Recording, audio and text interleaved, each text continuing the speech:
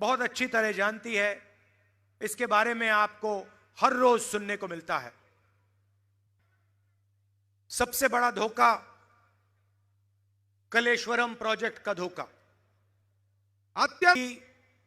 BRS ने तेलंगाना की जनता से 1 लाख करोड़ रुपया लूटा है।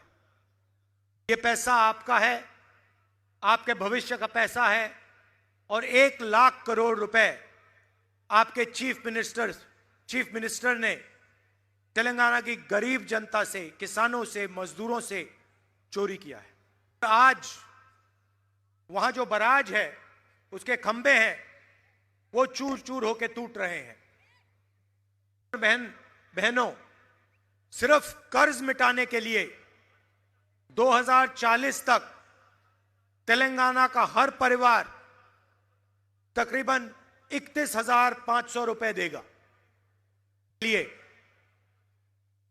ఓన్లీ అంటే కక్కించడానికి మనం కట్టవలసి వస్తుంది। हर परिवार 31,500 रुपए हर साल देगा। श्री राम सागर, సింగూర్ ప్రాజెక్టు కావచ్చు, के सारे प्रोजेक्ट्स देखिए और फिर इनका देखिए। कलेश्वरम प्रोजेक्ट जाके देखिए। ఈరోజు కాంగ్రెస్ పార్టీ ये पहला उदाहरण है दोराला सरकार का। दूसरा उदाहरण मैं आपको देता हूं। దొరల ప్రభుత్వం प्रजाला सरकार थी। हमने दलितों को, आदिवासियों को, पिछड़ों को, गरीबों को उनकी जमीन वापस। మైనటువంటి మద్దతు, जीएसटी, किसान बिल, पूरा का पूरा समर्थन आपके चीफ मिनिस्टर ने बीजेपी को दिया। అనేక చట్ట विपक्ष के सारे चीफ मिनिस्टर्स पर CBI, ED, income tax department के केसेस हैं।